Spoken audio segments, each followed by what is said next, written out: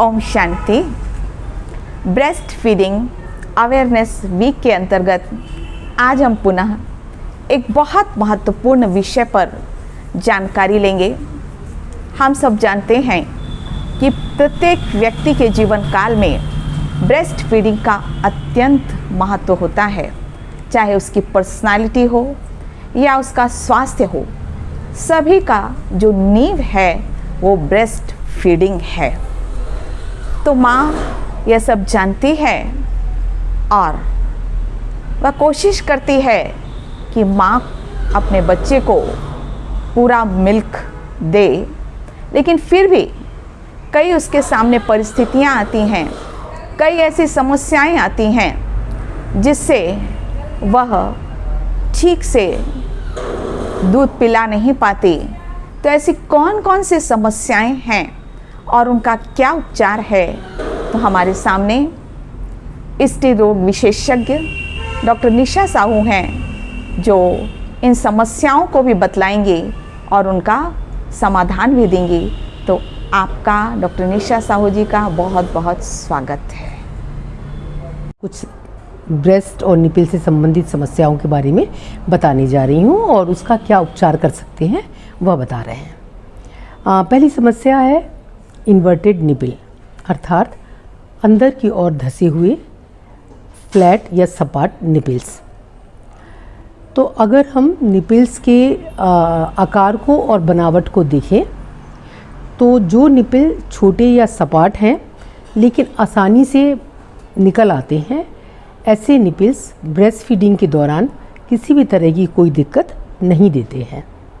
लेकिन अगर निपिल्स बहुत अंदर की तरफ हैं, बहुत इन्वर्टेड हैं, तो हो सकता है ब्रेस्ट फीडिंग के दौरान वह कुछ समस्याएं करें। इन्वर्टेड निपिल्स का परीक्षण एंटीनेटल पीरियड के दौरान ही हो जाना चाहिए। यह पता चल जाना चाहिए कि निपिल्स सही है या नहीं है। लेकिन इसका उपचार हम एंटीनेटल पीरियड में गर्भावस्था के दौरान शुरू नहीं करते हैं, क्योंकि अगर हमने इस समय उपचार किया तो कई बार निपिल्स को खींचने में कुछ हार्मोन्स रिलीज़ होते हैं, जिससे प्रसव पीड़ा शुरू हो सकती है। तो इन निपिल्स को ठीक करने के लिए जैसे ही प्रसव पीड़ा शुरू होती है, उस समय महिला को दिन में कई बार निपिल्स को धीरे से बाहर की तरफ खींचना चाहिए और थोड़ा घुमाना चाहिए। ऐसा करने से जो हार्मोन्स रिलीज़ होंगे उससे प्रसव पीड़ा को बढ़ाने में और मदद मिलेगी। साधारणतः डिलीवरी के पश्चात साधारण खींचने से ये निपिल्स ठीक हो जाते हैं, लेकिन कई बार ऐसा होता है कि निपल काफ़ी अंदर की ओर हैं और वो साधारण खींचने से या घुमाने से बाहर नहीं आ रहे हैं। तो ऐसी स्थिति में हम 10 सीसी या 20 सीसी की जो बड़ी सिरिंज आती है उसको लेंगे। सिरिंज का जो सामने का पोर्शन होता है, जहाँ पर निडल अटैच की जाती है, उस पोर्शन को पूरा काट देंगे ताकि वो सिरिंज में एक पूरा होल बन जाए। अब सिरिंज के पिस्टन को निकालकर इस होल की तरफ से डालेंगे और इस पिस्टन को पूरी सिरिंज में अंदर तक डाल देंगे। सिरिंज का दूसरा सिरा जो थोड़ा चौड़ा है और चिकना हुआ है, इसको हम निपिल और एरोला के ऊपर रखेंगे और पिस्टन को धीरे धीरे बाहर की तरफ खींचेंगे। इससे जो सिरिंज है उसमें नेगेटिव प्रेशर बन रहा है, उससे इन्वर्टेड निपिल बाहर आ जाएगा। इसको ये अगर बहुत आसानी से ये प्रक्रिया हो रही है तो इसे करना चाहिए। अगर किसी भी तरह की तकलीफ़ हो रही है तो अच्छा है किसी हेल्थ केयर प्रोवाइडर की सुपरविज़न में पहली बार इसको किया जाए। तो यह बात हुई इन्वर्टेड निपिल्स की। एक दूसरी बहुत ही कॉमन समस्या आती है, वो होती है दुखने वाले निपिल या सोर निपिल, या निपिल में कई बार क्रैक आ जाता है या वहाँ छोटे घाव हो जाते हैं, जो जब बच्चा दूध पीता है, जब बच्चा सकिंग करता है तो माँ के लिए बहुत अधिक पेनफुल होते हैं। ये सोर निपिल के मुख्य कारण होते हैं कि बच्चे का ब्रेस्ट से सही अटैचमेंट नहीं हुआ है। बच्चा सिर्फ निपिल को चूस रहा है और अकेले निपल को चूसने से सही मात्रा में दूध जो है बच्चे के मुंह में नहीं जा रहा है, इसलिए वह और ज़ोर से निपल को चूस रहा है और इससे निपल में दर्द शुरू हो जाता है, वहाँ क्रैक हो सकता है या वहाँ पर घाव बन सकता है। दूसरा कारण होता है कि जब माता फीडिंग करा रही है और उस समय ज़बरदस्ती निपल को वो फोर्सली बाहर निकाल लेती है तो भी सोर निपल होने की संभावना हो सकती है। एक अन्य कारण है कि ब्रेस्ट को बार बार हर बार फीडिंग के पहले और बाद में साबुन और पानी से साफ़ करना, इसकी आवश्यकता नहीं होती है। और डिलीवरी के कुछ हफ्ते के बाद हो सकता है कि निपल में फंगल इन्फेक्शन हो गया हो जिसके कारण सोर निपल हो रहा हो। तो इसके उपचार के लिए ज़रूरी है कि बच्चे को बार बार दूध पिलाएं, बच्चे के मुंह का ब्रेस्ट से अटैचमेंट बिल्कुल सही रखें, उसकी पोजीशन सही रखें, अर्थात बच्चा पोजीशन सही रखने के वो 4 बिंदु हैं कि बच्चा माँ के शरीर से सटा हुआ हो, एक सीध में हो, सामने की ओर देखता हुआ हो और बच्चे का पूरा शरीर अच्छी तरह संभला हुआ हो। ये चारों चीज़ें पूरी होने पे बच्चे की पोजीशन सही होती है। इसी तरह गुड अटैचमेंट, एक बार मैं फिर से दोहराना चाहूँगी कि गुड अटैचमेंट क्या है।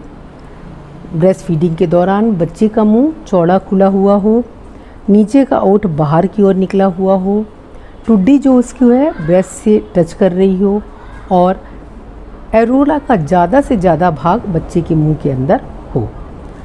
तो अगर अटैचमेंट सही होगा तो सोर निपल की संभावना बहुत ज़्यादा कम हो जाएगी। फिर बार बार ब्रेस्ट को साबुन और पानी से साफ़ करने की बिल्कुल आवश्यकता नहीं है। अगर फंगल इन्फेक्शन हुआ है तो फिर निपल और एरोला में और साथ ही साथ बच्चे के मुंह में दवाई लगाई जाती है। फिर इसके बाद अगर आप चाहें तो अगर क्रैक ज़्यादा हो गया है या घाव जैसा लग रहा है तो जो बाहर का पीछे का निकला हुआ जिसे हम हाइंड मिल्क बोलते हैं, जब माता बच्चे को पूरा दूध पिला देती है और उसके बाद अपने फिंगर को अच्छी तरह साफ़ करके उस फिंगर में ब्रेस्ट से निकला हुआ दूध ले, हाथ उंगली पे ले और अच्छी तरह निपल के चारों तरफ लगा दे तो भी ये घाव या क्रैक जो होते हैं बड़ी ही आसानी से भर जाते हैं। बस यही छोटी छोटी चीज़ें होती हैं जिसको करने से सोर निपल से बचा जा सकता है। साथ ही ये भी ज़रूरी होता है कि जो निपल होता है, ब्रेस्ट होती है, उसको हम थोड़ी देर हवा में खुला छोड़ दें, क्योंकि अगर बहुत समय तक गीला निपल रहेगा, बंद रहेगा तो फंगल इन्फेक्शन होने की चांसेस और ज़्यादा हो जाएंगे। तो ये छोटी छोटी बातों का ध्यान रख के हम इन बहुत कॉमन समस्याओं से, दिक्कतों से निजात पा सकते हैं। अब मैं आपको बताना चाहूँगी एक और समस्या का, जिसको हम कहते हैं ब्रेस्ट एंगॉर्जमेंट या अतिपूरित स्तन। अतिपूरित स्तन का मतलब है कि ब्रेस्ट में जितना दूध होना चाहिए, जितना क्षमता है ब्रेस्ट की दूध को इकट्ठा करने की, उससे ज़्यादा मिल्क वहाँ पर इकट्ठा हो रहा है। किसी कारणवश के या तो जल्दी दूध नहीं पिलाया गया, या बहुत कम देर के लिए दूध पिलाया गया, या बहुत जल्दीबाजी में दूध पिलाया गया। ऐसी समस्याओं से बच्चे का जो मिल्क है वो ब्रेस्ट से बच्चे के मुंह में पूरी तरह नहीं आ पा रहा है, और जो अंदर जहाँ पर एल्वेलाई होते हैं, ब्रेस्ट टिश्यू जहाँ होता है, जहाँ दूध एकत्रित होता है, उससे क्षमता से अधिक यहाँ पर दूध इकट्ठा हो गया है। तो ऐसी स्थिति में ब्रेस्ट में सूजन आ जाती है, ब्रेस्ट कठोर हो जाते हैं, गर्म हो जाते हैं, उसमें तेज़ दर्द होता है। इसको हम ब्रेस्ट एंगॉर्जमेंट कहते हैं। ब्रेस्ट एंगॉर्जमेंट से बचने के उपाय क्या है, इसका प्रिवेंशन क्या है? प्रिवेंशन सबसे बड़ा ये है कि अगर हम बच्चे को सही पोजीशन में रखें, सही अटैचमेंट में रखें, तो ब्रेस्ट एंगॉर्जमेंट होने की संभावना बहुत कम होगी। बच्चे को early initiation of breast feeding कर लें, जितनी जल्दी हो सके उतना ब्रेस्ट फीडिंग देने लगें। बार बार ब्रेस्ट फीडिंग करवाएं, रात में भी ब्रेस्ट फीडिंग कराएं, 6 माह तक एक्सक्लूसिव ब्रेस्ट फीडिंग कराएं, तो ब्रेस्ट एंगॉर्जमेंट की समस्या से बचा जा सकता है। अगर ब्रेस्ट एंगॉर्जमेंट हो गया है तो 2 फीडिंग के बीच में हम ब्रेस्ट की ठंडी सिकाई करें, बर्फ़ को किसी मोटे कपड़े में बांध के उससे सिकाई कर सकते हैं। और मिल्क पिलाने के जस्ट पहले, फीडिंग के जस्ट पहले गर्म सिकाई कर सकते हैं ताकि वो आसानी से मिल्क बाहर आ सके। कई बार ब्रेस्ट में इतना मिल्क इकट्ठा हो जाता है कि बच्चा निपल को पकड़ ही नहीं पाता है। ऐसी कंडीशन में ब्रेस्ट को थोड़ा सा खाली कर दें, वहाँ से थोड़ा सा मिल्क को निकाल दें, ब्रेस्ट थोड़ा सॉफ्ट हो जाएगा, तब बच्चे को गुड अटैचमेंट करके ब्रेस्ट फीडिंग कराना शुरू करें। तो ऐसी समस्याओं के साथ हम एंगॉर्जमेंट से बच सकते हैं। अब एक और समस्या है ब्रेस्ट एब्सिस का होना, मतलब ब्रेस्ट में एक फोड़ा का हो जाना। तो अगर ब्रेस्ट सोर है, क्रैक है, अल्सर हो रहा है, वहाँ ब्रेस्ट एंगॉर्जमेंट हो रहा है और अगर हम इसका उपचार नहीं ले रहे हैं तो हो सकता है कि ये ब्रेस्ट एब्सिस हो जाए। ब्रेस्ट एब्सिस में फोड़ा हो जाता है, मदर को बहुत तेज़ दर्द होता है, उसे बुखार आ सकता है। ऐसी स्थिति में अपने डॉक्टर से सलाह ज़रूर लें। डॉक्टर परीक्षण करने के बाद अगर आवश्यकता होती है तो वहाँ चीरा लगाएगा और अंदर एकत्रित पस को बाहर निकालेगा और एंटीबायोटिक का कवरेज देगा।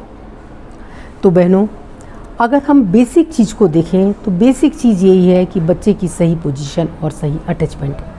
अगर ये दोनों चीज़ें सही हैं तो हम ब्रेस्ट की होने वाली बहुत सी समस्याओं से ऐसे ही निजात पा सकते हैं। आशा है आपको ये छोटी छोटी टिप्स ज़रूर हेल्प करेंगी और बहुत कॉमन होने वाली समस्याएं दूर हो सकेंगी। ओम शांति।